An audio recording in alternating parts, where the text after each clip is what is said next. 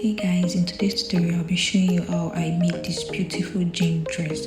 The first thing I went ahead to do is to get my pattern paper. I mapped out the first starting line. I went ahead to take my armhole length measurement. I also went ahead to take my bust point, my under bust point, and my waist length measurement. So I'll just go ahead to rule this line across the pattern paper.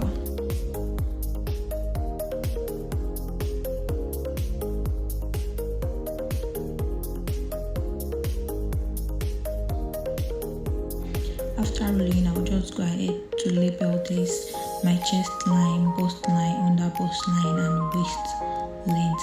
So the next thing I'll go ahead to do is to measure my shoulder measurement. That's shoulder divided by 2.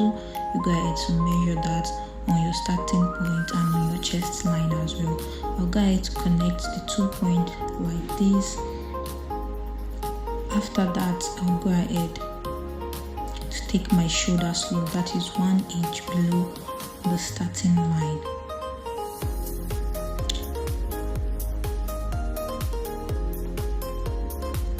So after doing that, I'll go ahead to create a new chest line coming down 1 inch below my original chest line.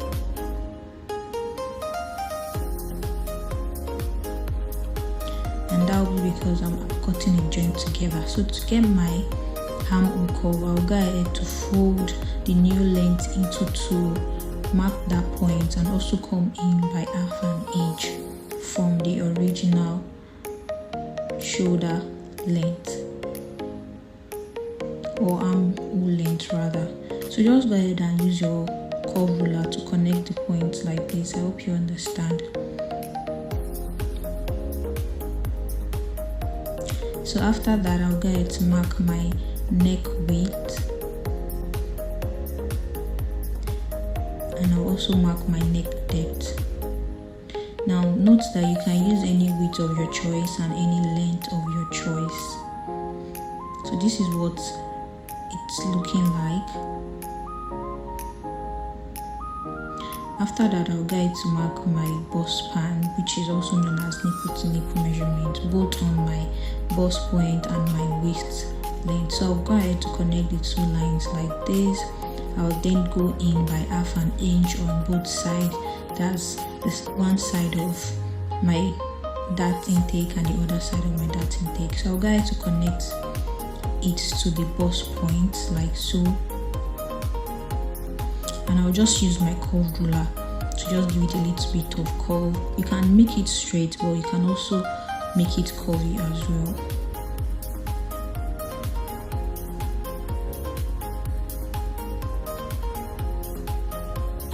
So after doing that, I'll go ahead to mark my bust round measurement.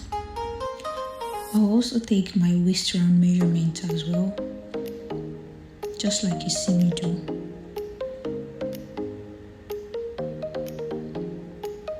The next thing is to add the allowance for the dart on the waist side. That's 1 inch. Also add the same allowance for sewing. 1 inch is for sewing for your bust round. That's intake allowance for your waist round, and 1 inch is allowance for sewing as well. So just go ahead to connect all these lines together, connect it down to your waist as well, and this is what you have. You have something like this, not too curvy. So the next thing I'll go ahead to do is to mark my under bust curve. Like you see me do, I marked about 4 inches, or you can also mark 5 inches from your under bust side. You come down by 1 from your under bust. Then from your neck depth, depending on how much depth you want, you can connect it directly to the V-neck point, or you can come down by 1 inches and just connect it like this. I hope you understand. So the next thing I will go ahead to do is to mark my shoulder slope. I've already measured it out, so I just connected the line like that. So I'll go ahead to draft my sleeve length. You know, this is a cut together sleeve dress, so I'll go ahead to mark my sleeve length from my shoulder slope, and I will just connect everything like this. I'll be making this sleeve wider than what you won't see on the pattern because I want to add an elastic band to it. So I'll go ahead to mark 8.5. I'll go ahead to mark 8.5 just like this. Then I'll just make a slight curve under there so I can connect it just like this. I'll use my curve ruler to connect it like this. And yeah, you have your cut together already. So I'll just use my curve to smoothen out the under arm because that will be where it will be laying under your armhole, so you want it to be smooth as possible so you don't have any discomfort. So after cutting, this is what you have. So at the neck part, I'll be joining it back because I want to take in a quarter inch because I want to prevent any gaping from the neck. You know, when you have a very wide V-neck, sometimes you always have gaping. So I'll go ahead to take in a dart that's a quarter an inch on both sides to prevent the gaping.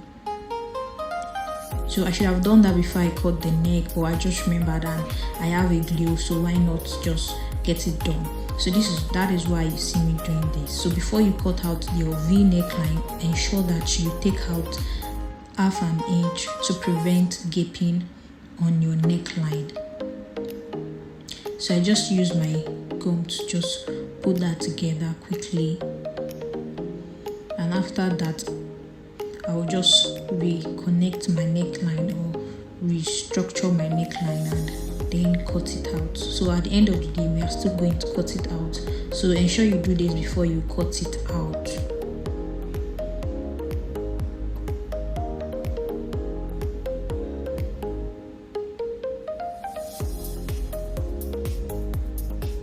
So yeah, this is what you have, this is what we have.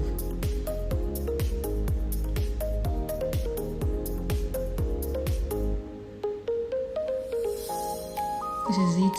So go ahead to start cutting or separating our pattern paper, that is the under bust from the upper bodice. So for the under bust, we go ahead to close our dart. Remember, we've added our dart intake allowance already to the pattern, so there is no issue. So go ahead to close up the dart just like you see me do. I'll go ahead to close it up and put it back together after closing up the dart.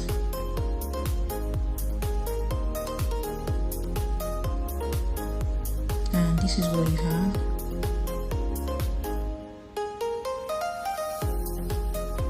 This is what you have. So the next thing we're going to do now is to start cutting our fabric. So this is the fabric I'll be using. This is a light jean lineal fabric.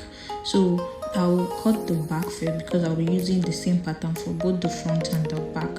So I'll go ahead to cut the back first. Now what I'm doing now is creating a zipper allowance. So I went ahead to mark 1 inch first for the zipper allowance, and forward I'll be putting my pattern starting from that 1 inch I marked, not from the edge of the fabric. So I'll just go ahead to pin this down all around.